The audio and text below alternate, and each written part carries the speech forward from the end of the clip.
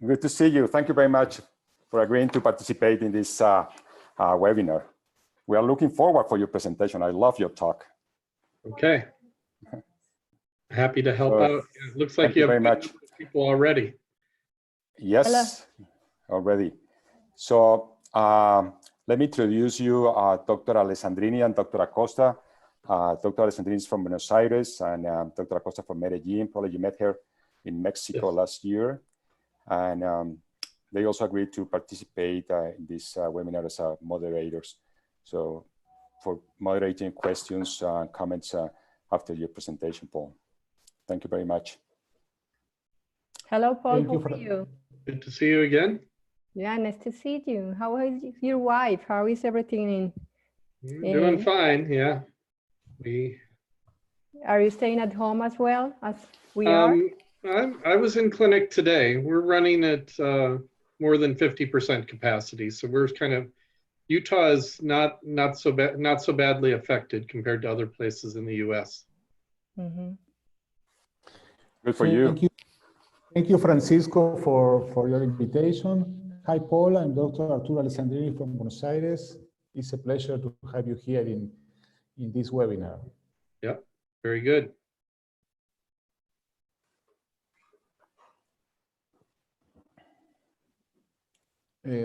Francisco, we are going to start we have to start in 2 minutes, I think, no? In 2 minutes, yes. Okay. Yes, in 2 minutes. So, Paul, I'm going to introduce you, and then so people know you. Or then I want to introduce Claudia and Arturo, and then I share the screen with you so you can make the presentation. Mm-hmm. The slides are in English. We'll make the presentation in Spanish.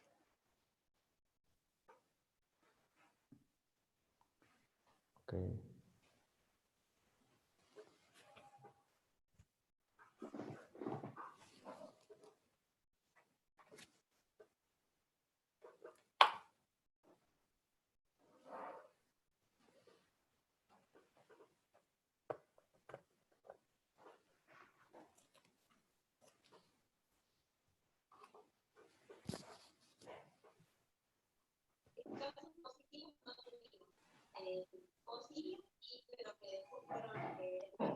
Universidad UTA.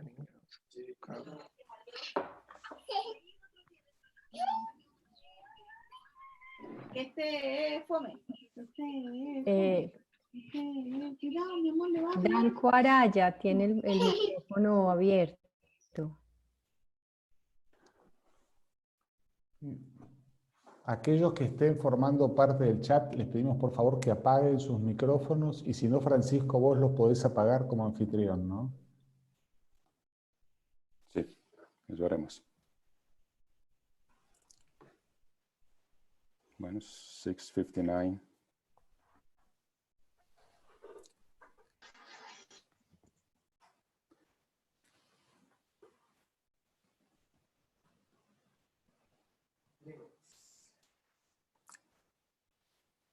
Buenas noches a todos y a todos los que nos acompañan a nombre de la Fundación Oftalmológica Nacional y la Asociación Colombiana de Retina y Vitrio. Les agradecemos su presencia en este webinar, en el cual contamos con la participación del doctor Paul Bernstein y la moderación de la doctora Claudia Acosta de Medellín y el doctor Arturo Alessandrini de Buenos Aires. Les ruego el favor de que inhabiliten sus micrófonos o los apaguen para poder tener un mejor sonido por parte de las personas que van a participar. Es para mí un placer y un honor poderles presentar al doctor Paul Bernstein de Moran Eye Center en la Universidad de Utah, en el mismo estado de Utah. El doctor Bernstein es un reconocido investigador en retina y vitrio. Su educación la hizo en la Universidad de Harvard, luego hizo su doctorado también en la Universidad de Harvard, y posteriormente hizo su residencia en el Jules Stein Eye Institute. Hace poco nos dimos cuenta de que él era residente cuando yo estaba de fellow en Jules Stein, no nos habíamos percatado de eso. Luego hizo su entrenamiento en retina y vitrio en el Massachusetts Eye and Ear Infirmary en Boston, también Harvard, y posteriormente se desplazó a Utah, donde ha desarrollado una brillante labor como investigador, como clínico y como gran persona que es Paul. En la actualidad se desempeña como profesor de oftalmología en el Moran Eye Center en Utah. Es el director de investigación clínica en esta misma institución, además de que pertenece a otros departamentos, además del de retina, del de oftalmología, retina y vitro, porque hace parte también del departamento de física, debido a los desarrollos de nueva tecnología que está haciendo. Fue vicepresidente de ARBO y la Academia Americana de Oftalmología le dio el premio humanitario debido a que se ha desplazado a otros países a enseñar retina a las personas que aspiran a ser retinólogos en países como Nepal, Bután, Etiopía y Ghana. Además de su gran desempeño como cirujano de retina y vitro y como investigador, pues hace parte de, como les mencionaba, el departamento de física, porque se ha enfocado en la bioquímica y biofísica de las intervenciones nutricionales para enfermedades hereditarias y enfermedades adquiridas. Eso lo ha convertido a él en un experto en enfermedades nutricionales y el ojo, sobre todo en el tema de luteína y zeosantina, donde ha desarrollado equipos para poder medir los niveles de luteína y zeosantina tanto en el ojo como en otras partes del cuerpo. Uno de sus artículos famosos es la toxicidad de la luteína también en la retina. Pero recientemente pues ha desarrollado otra actividad con respecto a las telangiectasias, que es la charla que nos va a presentar a continuación. Como moderadora pues estará la doctora Claudia Costa, conocida por todos ustedes. Hizo su educación como médico en la Universidad CES de Medellín, donde también hizo su residencia en oftalmología. Y después hizo el tema de retina médica en el Miramar Eye Specialist en Los Ángeles, California. Se desempeña como directora y fundadora del Instituto Nacional de Investigación en Oftalmología. Es la presidenta de la rama de ARBO en Colombia y también es profesora asistente de oftalmología del CES. Ha participado en numerosos encuentros debido a su gran desempeño como investigadora, sobre todo en el tema de imágenes diagnósticas con la tomografía de coherencia óptica. Y también agradezco inmensamente a mi amigo de muchos años, al profesor Dr. Arturo Alessandrini de Buenos Aires. Arturo ya ha llevado una brillante trayectoria en la oftalmología desde que nos conocimos, cuando estábamos en la Universidad de Duke asistiendo a visitar al doctor Macular. Arturo se educó en la Universidad de Buenos Aires como médico, luego hizo oftalmología también en la Universidad de Buenos Aires y posteriormente su PhD también en la Universidad de Buenos Aires. Como les mencionaba, pues nos conocimos cuando él estaba haciendo su fellow en la Universidad de Duke y luego terminó de completar sus estudios en retina in vitro en el Jules Stein Eye Institute. Ha ocupado múltiples posiciones a lo largo de su carrera. Es el fundador y director de Oftalmos, Instituto de Alta Complejidad en Oftalmología en Buenos Aires, una reconocida clínica allí. Y es el director de investigación clínica en esta institución. Arturo ha participado en la mayoría de investigaciones clínicas de medicamentos que han salido al mercado, que están próximos a salir, donde ha desarrollado una destacada labor. También es profesor asistente de oftalmología en la Universidad de Buenos Aires, debido a que tiene un programa de residencia en Oftalmos. Y actualmente es el presidente de la Sociedad Argentina de Oftalmología y la Sociedad Panamericana de Retina y Vitro, donde ha desarrollado una inigualable labor en esta temporada de cuarentena con una cantidad de webinars que han sido favorecidos muchos colegas en Latinoamérica y en el mundo por la cantidad de speakers que han participado y por la calidad de los mismos. Arturo, pues en Buenos Aires, en Argentina, en el Cono Sur, se ha destacado por su actividad académica de investigación y también por su actividad al frente de muchas de las instituciones que se dedican a la investigación, a la docencia y sobre todo a las asociaciones, lo cual ha demostrado a lo largo de su carrera. De manera que los vamos a dejar ahora en manos del doctor Paul Bernstein para que haga su presentación. Paul. Okay. Thank you very much for allowing me to share the work that we've been doing at the University of Utah. And I'm pleased to see the number of people that are participating in this, and a number of you I've known through the years, off and on, including Francisco who I think mentioned that we met when I was just a resident at Jules Stein. So I will try to share my screen here. And Yes, you can.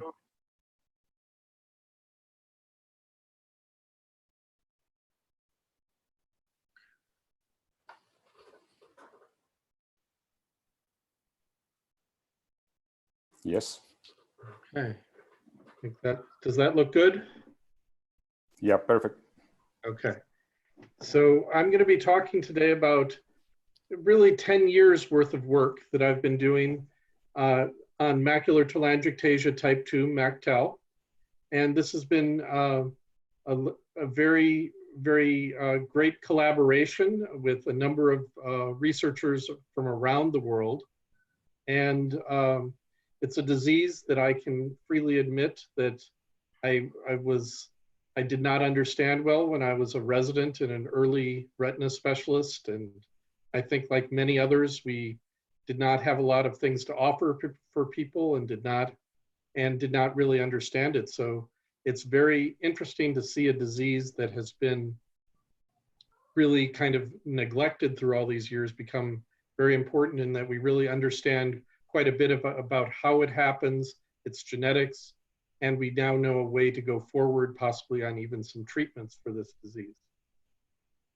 So in terms of my disclosures, this work was almost completely funded by the Lowy Medical Research Institute, which is based out of San Diego right now. Dr. Marty Friedlander is the one who runs this. And it's funded by the Lowy Foundation, which is a family in Australia that is one of the wealthiest families there. And they have had one family member affected by this condition. They were very interested in trying to understand it, and they convened the best minds from around the world and asked them, what do we need to do to try to understand this disease and treat it? And basically, the leading people said, if you really want people to pay attention, you're going to have to spend large amounts of money. We're talking about many, many millions of dollars. And they said, okay, let's go. And they funded this. So this is unlike many other research projects in the past that are typically funded in the United States by the National Eye Institute or other kind of eye foundations. This is just a private family using its own resources to really make an impact not only for their family, but for others with the same condition. The other disclosures that I have to make is I will be talking today about fluorescence lifetime imaging ophthalmoscopy, which is a new a new way of imaging the retina. And this device is not very common. Only 6 of them are present, or actually 5 of them are in clinical use around the world. I have the only one in the United States, and it was provided to me at no cost by Heidelberg Engineering. But they are, and it's of course approved only for investigational use in the United States and Europe. But it's hoped that someday it will be, they're building more prototypes and hoping to distribute an additional 12 of them within the year. So macular telangiectasia type 2, which has been shortened in name to MacTel, is also known by a number of other names, but probably most commonly known as idiopathic juxtafoveal telangiectasia. It's a disease that is moderately common now that we know how to look for it, especially with newer imaging methods, but we still don't know its exact prevalence. It's estimated somewhere between 1 in 1,000 based on the Beaver Dam Eye study, looking retrospectively, to in Australia, they think it's not quite so common, somewhere in the range of 1 to 5,000, 1 to 5 per 20,000. In my experience, it's just to kind of put it in perspective, it's probably similar in prevalence, or it's probably even more prevalent than Stargardt disease in my practice. I get more referrals for that through the years. So it gives at least some idea that it's a disease that's out there, and that now that we understand it more and can image it more and more referrals are available. The age of onset is typically 40 to 60 years old, but I've diagnosed it in much older patients, and I've also diagnosed it in people who are just over age 20, as we will see. One of the reasons why I was brought into this project had to do with my research work on the macular pigment.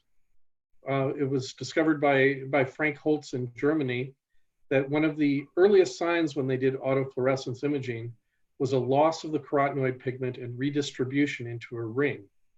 This, we didn't understand why this was happening and why, and since through the years I've been working on the macular pigment, they brought me in basically as a biochemist initially to try to understand whether there are changes in the binding proteins, changes in enzymes metabolizing the carotenoids. I can say that we have some better idea why this is happening, but it's still something that we need to work on and understand more. And we've even tried supplementation studies to try to replete the macular pigment and try to correct this redistribution, but it still does not change.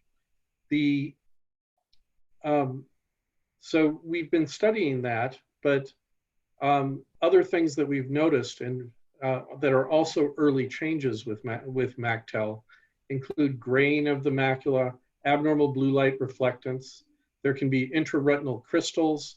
And then now that we have the advent of OCT, we notice the very characteristic foveal cavitations that we think is due to an early loss of the Mueller cells. So this is not typical macular edema with these areas of these areas seen here, but these are really kind of a breakdown. It's an atrophy, and you can see that in general in classic MacTel, there's not much thickening of the retina here. You just see these kind of moth-eaten areas, these eaten out areas here. And then, of course, as was originally described by Don Gass, can be temporal parafoveal telangiectatic vessels. And that's shown here in this patient. And this is still very important, but we realize this is somewhat later on in the disease. And there can even be late choroidal neovascularization. But we now know that this is not initially a vascular disease. This seems to be more of a dystrophy type disease with changes in the Mueller cells.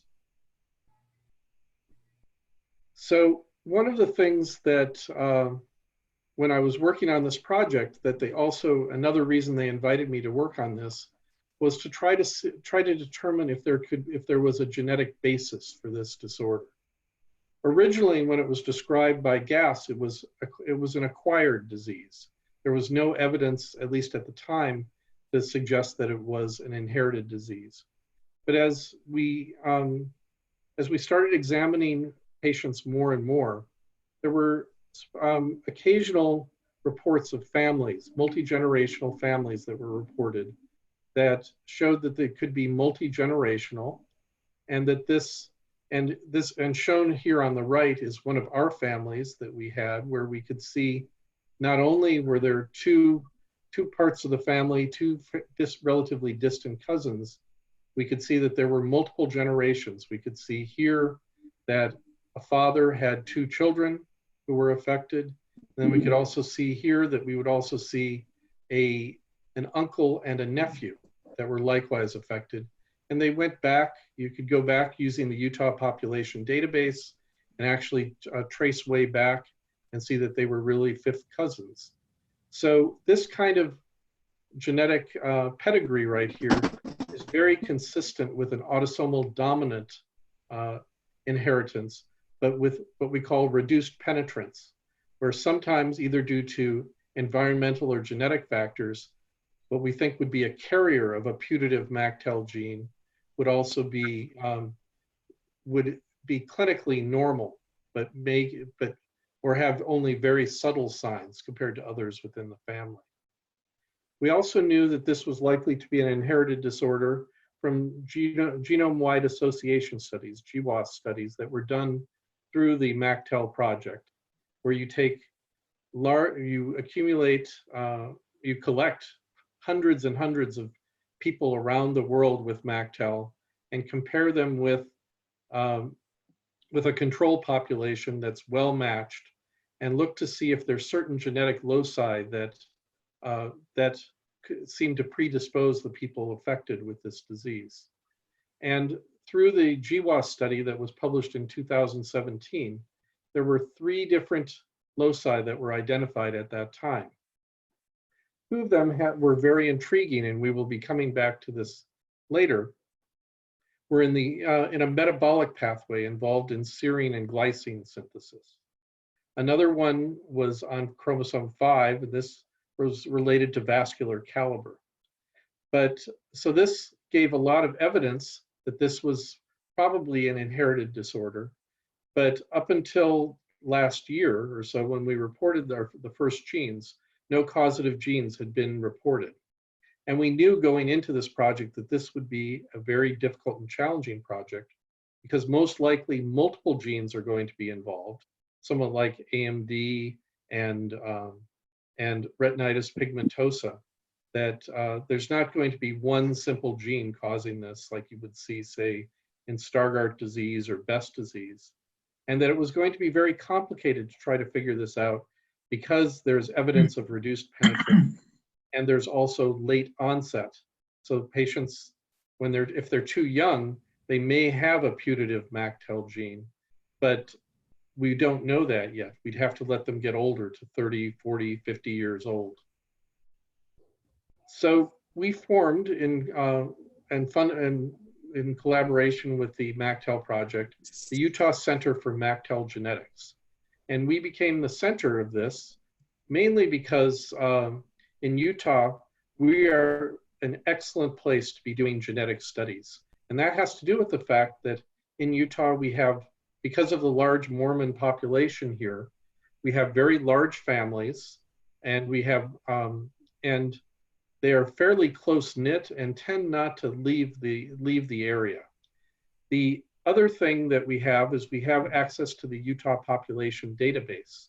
And this is a database of literally millions of residents of the Intermountain West, Utah, Idaho, parts of Colorado and Nevada, that we have access to their health records, we have access to their genealogy, and we are able to even contact these patients by mail to see if they're interested in participating in projects.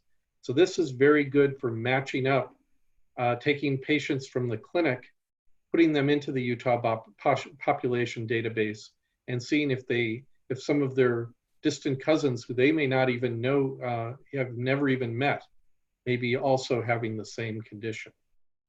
And our initial goal was to calculate the genetic penetrance of MacTel and to collect large families from the Intermountain West and use these families for gene discovery. So to do a genetic penetrance study, we recruited as many patients as we possibly could. And all study patients that we participated underwent a fairly comprehensive baseline eye examination. These would be referred either from my colleagues or residents at the Moran Eye Center, or through my clinic, or as we became more well-known, other people from other doctors from the area, retina specialists, would refer to them. And we would do a very comprehensive half-day visit. They would have fundus photography, macular OCT, fundus autofluorescence, blue light reflectance, fluorescein angiography, and measurement of macular pigment density to look at the redistribution of the macular pigment. And we would also do a blood draw on them. And then we, even though it was usually pretty straightforward to do these diagnoses, there were some subtle cases. And so everything was confirmed by a masked reading center impartially at the Moorfields Eye Hospital in London. And the other thing that we did is that not only were we interested in finding just the known patients with this, the probands of the family, but we wanted to have unbiased recruitment, and we wanted to know first-degree family members, brothers, sisters, mothers, fathers, even children in some cases. And we wanted to encourage everyone to participate, because some people we would diagnose with MacTel didn't even know that they had the disease, and others may have been told that they had MacTel like their siblings, but we would find that they actually had some other condition. Initially, when we started this study, we excluded the children under age 30 because we didn't think they were affected by the disease. But as you'll see, we started bringing them in later because they could provide us some interesting information. And from our collection of probands, which now is getting close to somewhere between 50 and 100 single family probands that we have, we found that we identified 17 MacTel probands that we had seen between 2008 and 2016, where we had seen at least one first-degree relative, one parent or sibling who had been examined as well. And we had a very high recruitment of siblings and parents. Of 71 living siblings, we were able to examine 52 of them. Of living parents, we were able to get 11 out of 12. So for a clinical study like this, especially in patients who are older adults, this is a very, very high rate and gave us much confidence in the numbers that we would be getting. And as we looked at these, at the patients that we identified with and without MacTel, we could see that there was no major difference between the ages of whether they were identified as affected or unaffected. And I will show you some examples of some of the families that we did identify, especially the ones with multiple people affected within the family. This is actually the first family that we ever enrolled in the study. And both the mother, or the daughter was the proband here, and her mother, we knew them coming into the study that both of them were affected. But when we started examining the proband siblings, we were able to find that two of them, a sister and a brother, also had MacTel. They did not know it, but they had definite signs of this. Others, who are all shown with the little red dots here, the red diamonds, shows the other family members that we were able to examine. So this is a family where it's multi-generational. You can see it's passed from mother to daughter here, and multiple children were affected. This is very consistent with an autosomal dominant inheritance of this condition. And interestingly, both of this mother and the daughter have passed away since then, and both of them donated their eyes for clinical research for clinical pathologic correlations that we have published.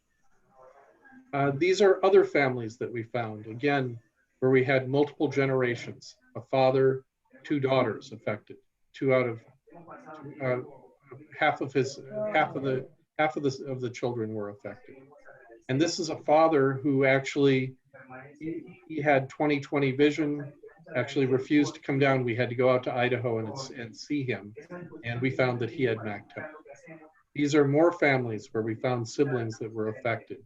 Typically 2 out of 6 was the number we were seeing. And then this is a large family that we had out of 10 children that we saw. We could see that 4 of them were affected, and we could even identify distant cousins who were affected through the Utah population database. And then here's yet another family with multiple people affected, again, not knowing that they were already related. So these are what we call superfamilies that can help us in identifying the genes. And we, of course, found other families where just a single person would be affected. So we had very powerful numbers to work with. So once we had accumulated enough, we could then calculate the genetic penetrance. Now, there's some diseases in genetics where if you have the gene, you will, and such as autosomal dominant, or such as certain types of, say, retinitis pigmentosa, where if you carry the gene, you'll pass it on 100% to the next generations. That is what's known as a fully penetrant disease, where the penetrance value is 1.0. Other diseases have reduced penetrance, less than 100% or less than 50% of the children will have the disease. So they have reduced penetrance. So from this, we can calculate, because we have enough numbers, we can calculate the penetrance of the disease. But this has to be referred to as an apparent genetic penetrance, because we know that there are multiple genes that are involved, but it will help us understand the genetic risk of family members. So from this, from our sibling analysis, we can see that 9 out of 52 of the siblings were affected, that the penetrance is 35%. In the parents, the penetrance was 0.55 or 55%. And putting this together, we can see that the penetrance is really 0.38. So we get a number here, and this, from this penetrance, the clinical implication is that we know that if you look at a patient in your clinic who you've diagnosed with MacTel, you can, where the disease penetrance is 0.38, there is a nearly 20% chance that if you examine a parent or a sibling, that they will also have MacTel. So this gives us a good idea that MacTel is a genetic disease. It's probably autosomal dominant, but it's not going to be easy to figure out the genetic, the genes underlying this, because there's not only are there multiple genes, but it doesn't always cause the disease. So another way that, in order to try to understand this better, we also wanted to look at imaging methods for understanding MacTel. And I had the fortune of, in my work on macular pigment, to meet a German medical student, Dr. Lydia Sauer, she's shown here, who wanted to come and work in my laboratory to study a new technique that she had learned called fluorescence lifetime imaging. This is a novel clinical instrument for measuring autofluorescence in the eye, but it's different than conventional autofluorescence, even though it looks a lot like a Heidelberg spectralis. And this provides unique high contrast information on retinal fluorophores and their environment. So the difference is, and what most of you are not familiar with, is this is really giving a new way of looking at fluorescence. When we were in basic science, we know that fluorescence is often just a spectrum here. We excite at a certain wavelength, shown here if we're exciting carotenoids. It absorbs the light, and then it fluoresces and gives off the light at a longer wavelength. That's what we do when we are doing conventional autofluorescence here, and that's shown on a Heidelberg spectralis, where we see the white areas are areas of strong fluorescence intensity. That means more photons are coming back from these areas as opposed to the optic disc. But in fluorescence lifetime imaging, not only do they count the photons coming back from the eye, but they count when the photons come back. And so you're measuring the time that the fluorescence comes back. And every fluorophore has a different sort of decay time. So that fluorophores that look the same, and shown here as in a patient with Stargardt disease, you see the various flecks here. They all look the same, they're all hyperfluorescent. But if you do fluorescence lifetime imaging, we can see that some of them have short lifetimes, are in red here, and some of those flecks have blue lifetimes. And we've learned in Stargardt disease that the short lifetimes are the newer flecks, and sometimes even areas where you can't see the flecks yet. For example, here you can't even see where this fleck would be. It's in this area. This is a future area of a fleck, while the bluer ones here are the later ones. These have the long lifetimes. They decay more slowly. So a FLIO is built on a spectralis platform, but it's changed, the insides are changed. Instead of a regular continuous wave laser, they have a pulsed laser that's operating at 80 megahertz and giving pulses of 89 picoseconds. This is delivered into the eye, and the photons return. And instead of going to a CCD imaging array, they're channeled into two areas, and they measure the lifetimes coming back in two different channels, a short lifetime and a long lifetime channel. And you get a picture that looks like this. And these are standard FLIO images, and they show that the center area has short lifetimes, and this we know is coming from the macular pigment. And the optic nerve and some of the blood vessels have much longer lifetime. So why am I talking about this? Well, first I just want to say, again, this is the macular pigment, the retinal pigment epithelium, the collagen and elastin. So we were very interested in this to study the macular pigment. And when I realized that we knew that the macular pigment redistributed, so I thought this would be very useful for looking at MacTel patients. And those are some of the earliest patients that we imaged. But we imaged many other patients also. So again, this is a healthy eye, and we see many different things going on. In MacTel, from the start, we could see alterations in the macular pigment, shown right here. It was no longer round. But not only that, we could start seeing that there were long lifetimes in blue that were either a temporal crescent or encircling the macula here. You can see here a family member that was not affected having a ring like this. So we were already seeing that this new technology was telling us something that could be very useful for studying MacTel. We also looked at many other patients. We could see in age-related macular degeneration that there's changes in the area of the perimacula here, outside the area that we typically could change. And this occurs early on in macular degeneration and might be a biomarker, an imaging biomarker of AMD. We could see changes in AMD here, in atrophic AMD. In albinism, you see there's missing macular pigment. You see nothing here. Stargardt disease we already talked about. And you can see in macular holes, the redistribution of the macular pigment in a small ring here. So we found that FLIO can be very, very, very useful for a number of eye diseases. But this will be focusing today, of course, on MacTel. This is showing the area of what we call the temporal crescent, which is almost pathognomonic for this disease. There's almost nothing else that gives you images like this in the short wavelength, wavelength channel. And using this, we could now start probing some of our families where the genetics didn't totally make sense. Here's one family where we knew that the daughter and her brother were affected, but the parents were clinically normal.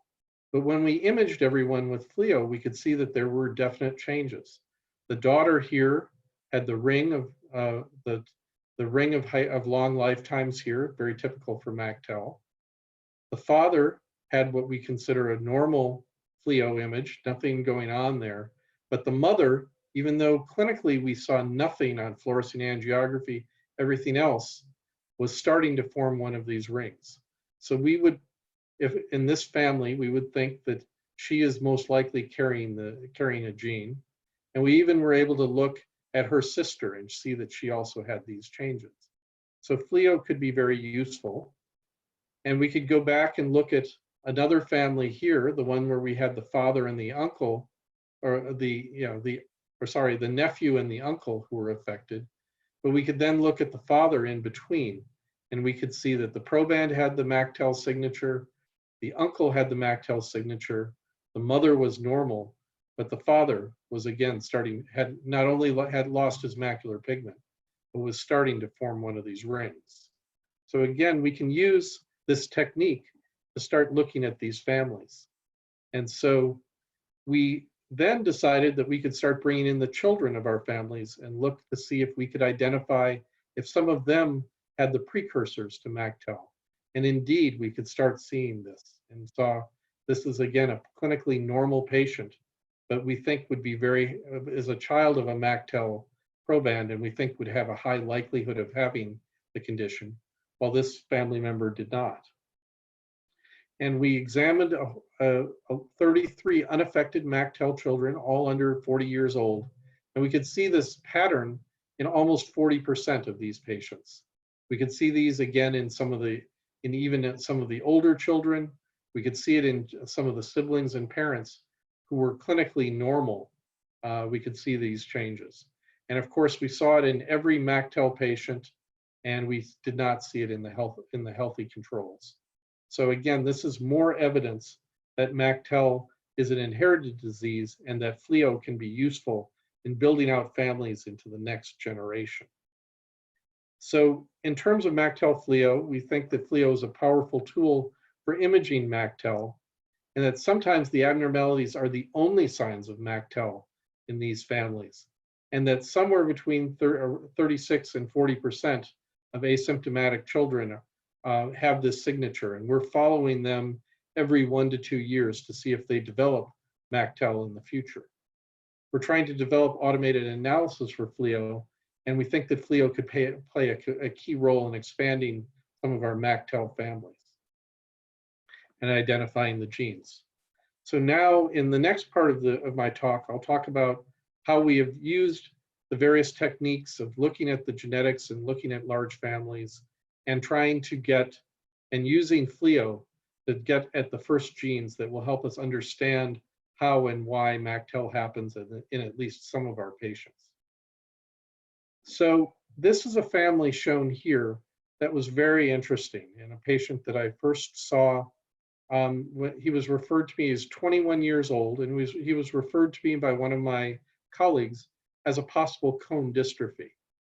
I did an examination, but things didn't make sense. His ERG was normal, multifocal ERG was normal, but when we measured his macular pigment, as I often do, we could see that the macular pigment was really in a ring. He was missing the central area of macular pigment that you would see here. He had blue light reflectance that looked a little strange. And when I got a fluorescein angiogram, he had diffuse leakage here. So I finally came to the conclusion that I was seeing a MacTel patient that was much younger than I had ever seen. And unusual patients like this can be very important in teasing out what's happening in families. So I jumped on this family and I said, can you bring in your various family members? And he was able to bring in his father, because he said his father had macular degeneration, but his father was only 50 years old. We brought him in, and he again had signs of pigmentary clumps around the retina. He had diffuse leakage. He had the ring of macular pigment. His OCT was abnormal and showed the cavitations in both in this. And so we definitely had, as shown here, a father-son pair where the son is unusually young. These types of families, these kind of extreme phenotype families, can be very useful in trying to find a gene. We then looked at other family members, and especially his sisters. And his sister, his oldest sister, had a completely normal eye exam and had a normal FLIO here, while his middle sister had changes here, and she had changes right here. She had lower macular pigment, and she was starting to show some of these changes. So we thought this would be very interesting to see and pursue.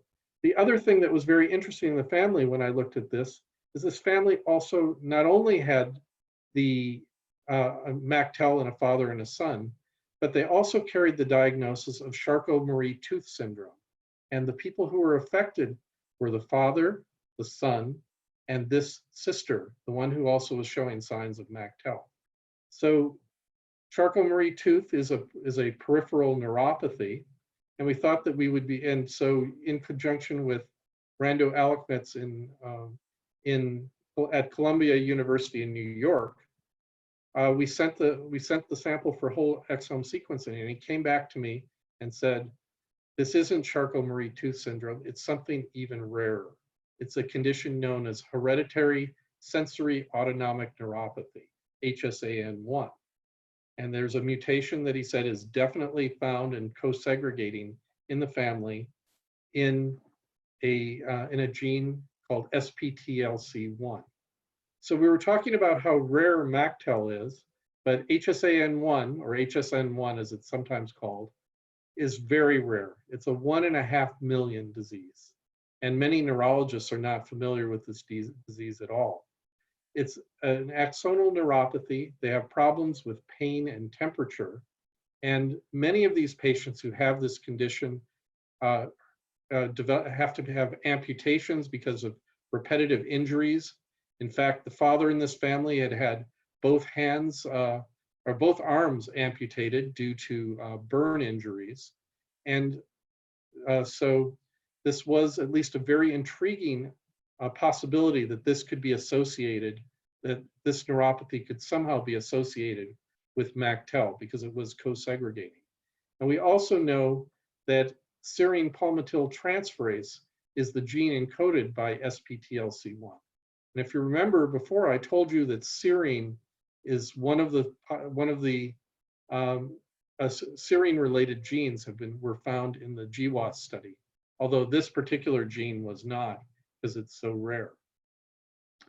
So we contacted neurology locally. No one else had any other patients with this condition, but we found that we contacted the world's expert on HSAN1 at Mass General Hospital, and he had a large family with it turns out to have the same mutation in Pennsylvania, and they lived there. And you can show here, especially with this kind of green rectangle up here, it shows the number of people found in this family. Many of them had amputations, had a lot of chronic injuries.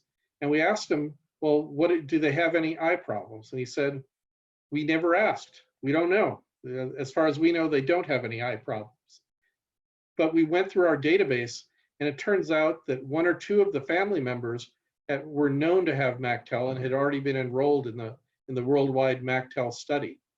So we started examining these patients. We started flying them, every single one that we could, out to the Moran Eye Center and evaluate them for MacTel and also do fluorescence lifetime imaging. And it turned out that essentially every patient over age 40 that we examined in these families with known HSAN1 had these mutations.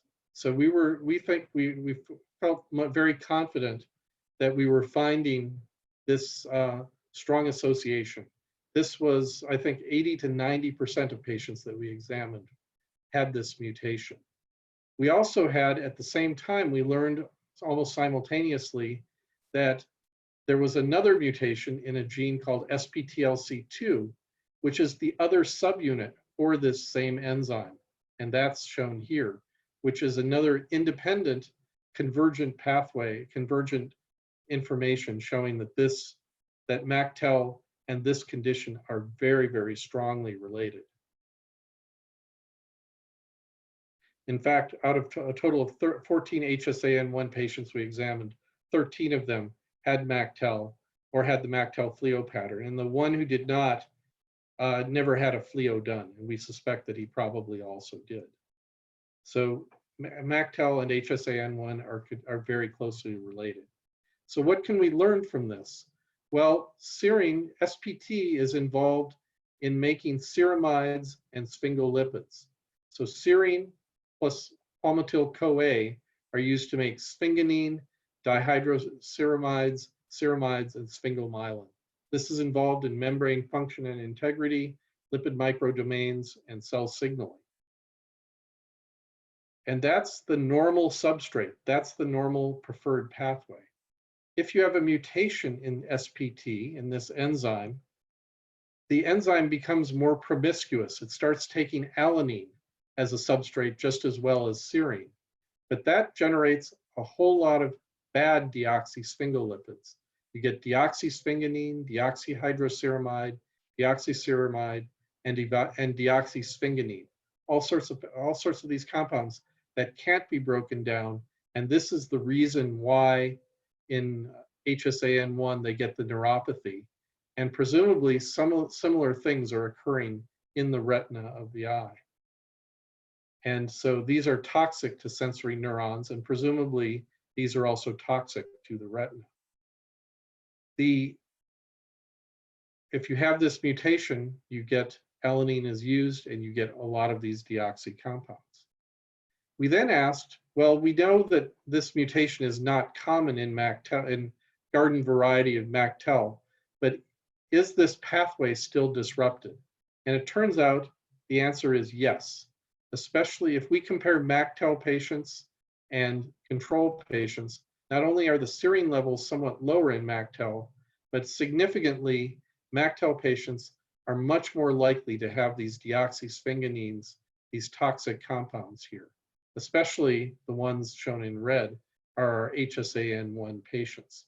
So we now are kind of using the genetics and putting it together with the physiology, and we now are getting a handle on what this disease is going on. And so other things, we think that what's going on is not, even though SPT mutations are relatively rare, it turns out that we're seeing as we examine our other families that there are a lot of serine problems in there, and they have mutations upstream here in PHGDH and other enzymes that lead to low serine. And once you have low serine, you get these deoxysphingolipids and you get retinal dysfunction. And we could even reproduce this in mouse models here and show abnormalities in the ERG. And we were able to show in cell culture in Dr. Friedlander's laboratory that these deoxysphingolipids are toxic to the retina in retinal organoid cultures. And this gives us at least a way to try to combat this disease, because to combat this defective enzyme in patients with HSAN, we give them large doses of serine, almost 30 grams of serine to the neurology patients, and they do better. So we are certainly thinking about whether serine supplementation could be useful in MacTel. And there's also other pharmacological ways that we can approach this by looking at fenofibrate as well. So in conclusion, we have identified the first genes to cause MacTel. These are SPTLC1 and SPTLC2. Unlike these are interesting genes because they're very highly penetrant, but they certainly are not the only genes for MacTel. But they've given us important insights in the molecular mechanisms of MacTel, that this is actually an inherited disorder of serine and sphingolipid metabolism in many cases. We know that large MacTel cohorts have high levels of deoxysphingolipid levels, and they inversely correlate with serine levels, and that this can be an explanation for the genetic complexity, because so many other mutations and other environmental factors can cause abnormalities in this pathway. And it suggests the possibility of both personalized and universal treatments for this disease. So the take-home message is not only this, prepared this talk originally for neurologists, but for ophthalmologists too, is that we now know that MacTel shares common pathways in genetics with a rare neurologic disorder. We as ophthalmologists need to question MacTel patients about neuropathy and other neurologic problems. I find many patients complain of this, and we're trying to figure this out. From the neurology standpoint, they need to be more cognizant of potential maculopathies in their patients. And together we can find additional pathways, genes, and treatments for MacTel and associated neurologic disorders.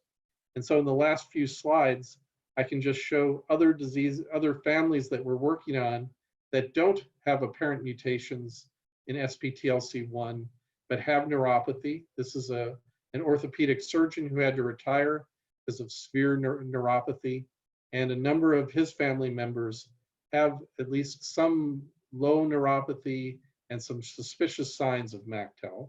So this is one family we're working on. This just shows that he does have typical MacTel. He has no macular pigment, has changes in the outer retina.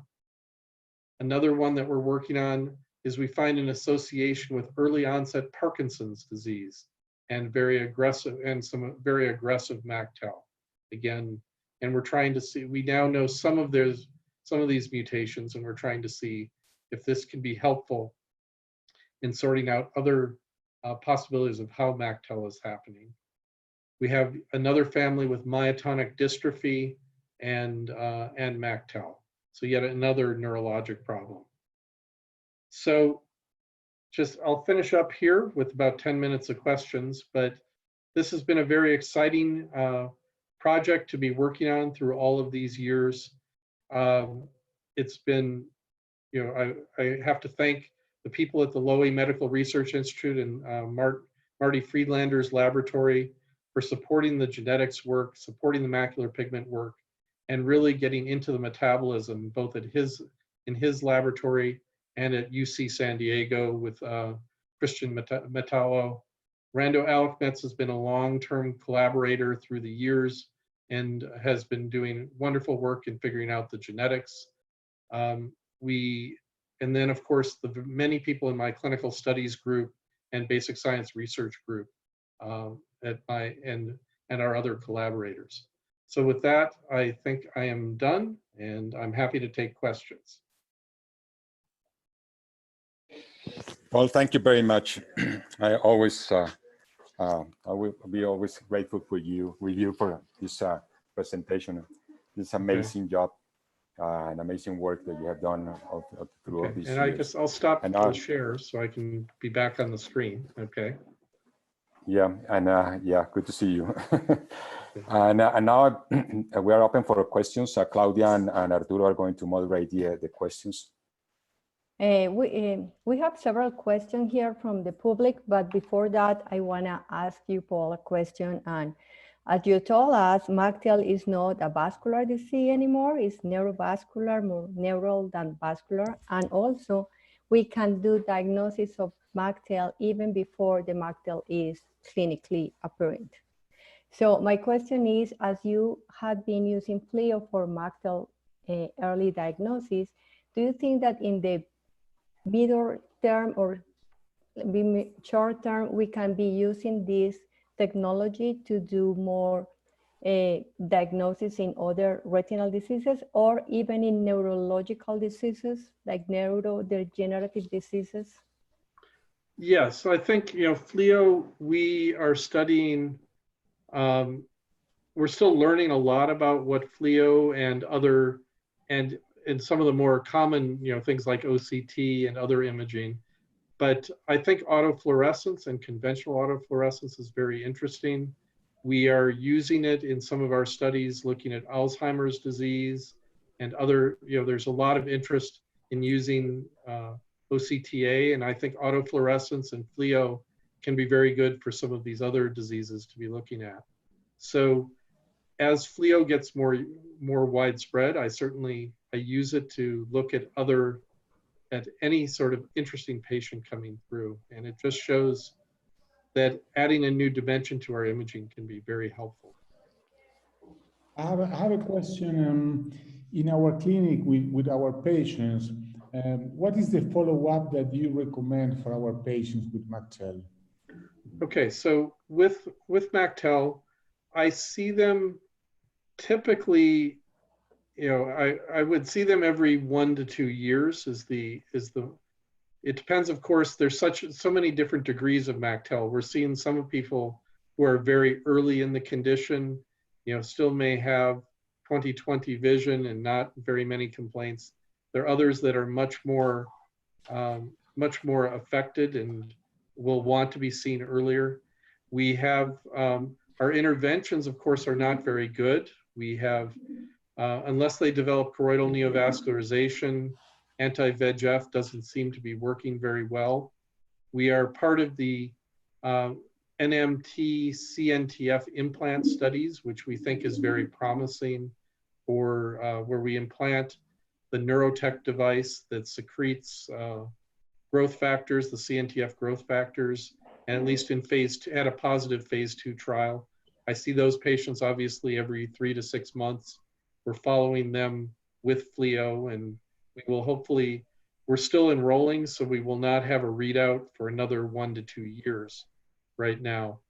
As soon as that study is done, we are going to be working more on the on some of the serine and fenofibrate possible ways of looking at them. But until we have effective treatments, I'd say every year or so is the time that I would see them.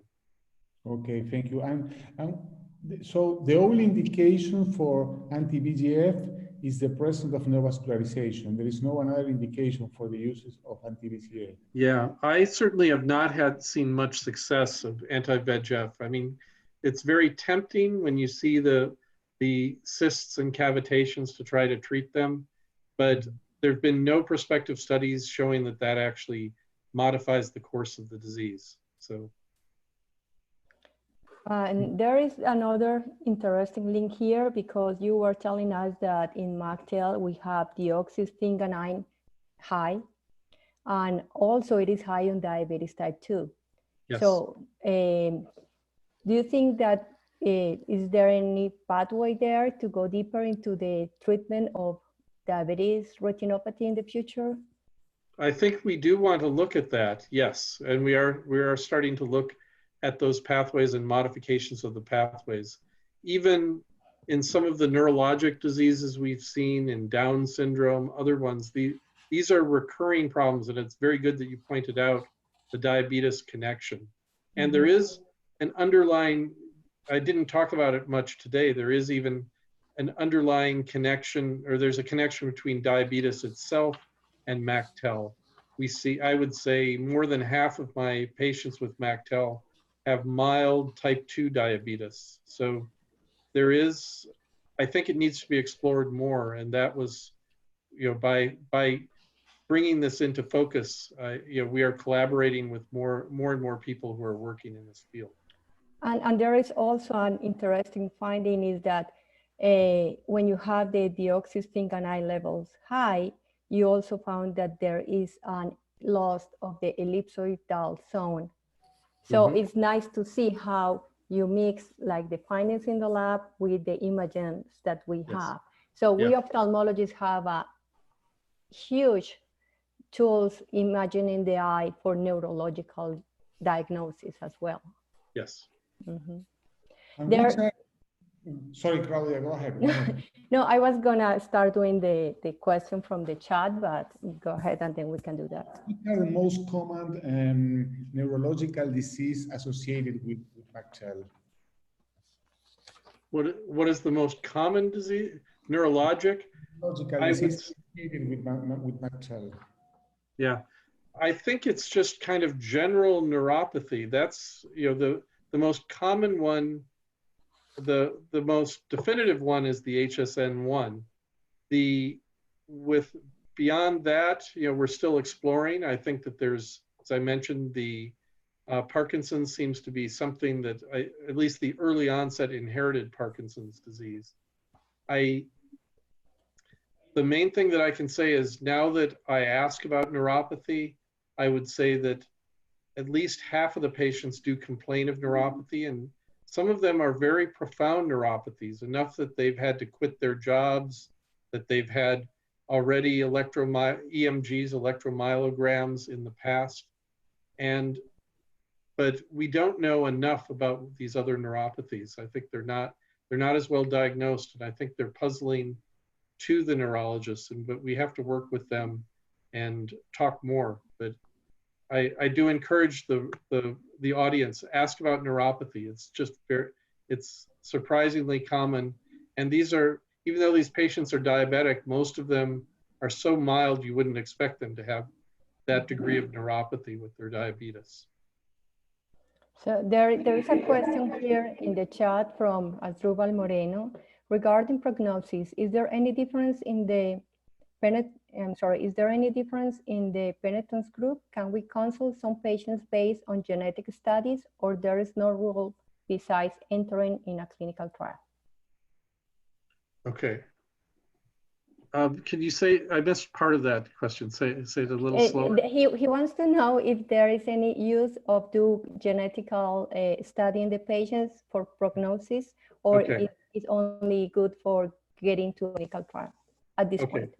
At this point, yes, I don't recommend doing genetic testing as we would do, say, with more classic inherited retina, things like retinitis pigmentosa. I do, if you have a patient who has a profound neuropathy that could be consistent with HSN, yes, I would get a Charcot-Marie tooth panel would be the one that you usually get. which would cover most of these genes. But on general, on most patients coming in with mild neuropathy or no neuropathy and just MacTel, no, we don't recommend genetics yet. We recommend that they still be referred to the, if possible, if you have a center that's involved in the natural history study of MacTel, you get the patients involved. They get research genetic testing done at no cost, and that will help us try to figure out the condition. We're very excited about some of the newer genes that we're finding in the serine synthesis pathway. We've been able to induce iPS cells, and we can reproduce a number of these same abnormalities in those cells, which allows us to look at possible treatments in a basic research venue. And there is a question about Catalina Montoya wants to know if there is, in our clinical practice, if there is more sense to do autofluorescence more than OCT for the follow-up of the family members of the patient. OCT is still, I would do both, but I think OCT is a little easier to follow. It's still not the most sensitive. In the autofluorescence, you're looking to see if the macular pigment is decreasing, if you're seeing a ring of macular pigment. But I still, in the absence, since none of you would have a FLIO, I would still say OCT is a good way to be following these patients. But it's still, I think, relatively, if you're counseling the children of the patients, I mean, right now you just have to say they are at risk. We do know from our studies that, you know, there's a 20%, basically a 20% risk that they could develop the same conditions. So we encourage them to have at least regular eye examinations to see if they show any signs. I think that if you have the ability to measure macular pigment, that's at least a good screening method to try to see, because a lot of these patients, if they have unusually low levels that are not diet related, that could be a sign of MacTel. My last question is, why the disease starts in the temporal side of the fovea? I don't think we know yet, but it's very interesting in the patient that the patients who have donated their eyes, and it's really, you know, it's under 10 who have ever had the pathology. When you look at the histopathology, it is just remarkable how it, at least early in the disease, temporal, it comes, you see all the abnormalities, you get right to the fovea, and then it suddenly gets much better, at least in the early to mid phase of this disease. So there's something different about the temporal area, and I wish I knew. It would give us a lot of clues, but we don't know. But it's fascinating how it can change so much, and how the fovea can be preserved. You know, it doesn't take a lot of photoreceptors to be there to at least give them 20/20 or 20/30 vision on the eye chart. And one more question is, okay, we have it clear for autofluorescence OCT. What's your opinion about OCTA? We know about the diagnosis of neovascular associated with MacTel, but before that, is there any? Yeah. I mean, we use it. I think that it's probably not the most sensitive way, but it is a good way to be examining. I probably don't use it enough in my practice.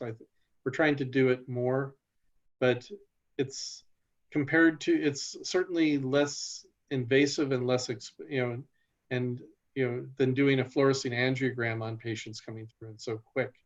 So that you are going to see some of these abnormalities. And I think as the machines get better, we may be able to use it more in looking at these patients. I know Rick Spade in New York has very fascinating 3D virtual images of really getting into the neovascularization, where you feel like you're inside the retina and seeing these vessels. So someday I think that will be very useful in looking at the disease. There is another question here in the chat, and Let me find it. Is it possible to enroll patients in the worldwide MacTel study if we are in Colombia? Carolina Sardias from Medellin. I'm not aware of a site in Colombia, but if there is interest, and I know there's such high quality ophthalmology being done there, it may be possible. And if so, people can send me an email and I can connect the people at LMRI. But they're looking, and I think that South America probably should be represented more. Thank you. Thank you, Paul. Okay. And thank you, Claudia, Arturo, and Paul for this very good webinar on MacTel. Paul, thank you very much for your work, and I really appreciate you agreeing to participate in this webinar. And It's been a pleasure. It's been a pleasure. Please feel free to contact me if any of you have further questions. Thank you very much, Paul. Thank you very much. Nice to And see I look forward to see you down there. Okay. Thank you very much, Francisco, and congratulations for the webinar. Excellent. Sí, felicitaciones. Súper chévere. Claudia, thank you. Bye. Muchas gracias a todos por participar y en 8 días tendremos otro gran speaker también. Muchas gracias. Buenas noches. Gracias. Paul, Chao. good night and thank you once again. Okay. Bye-bye.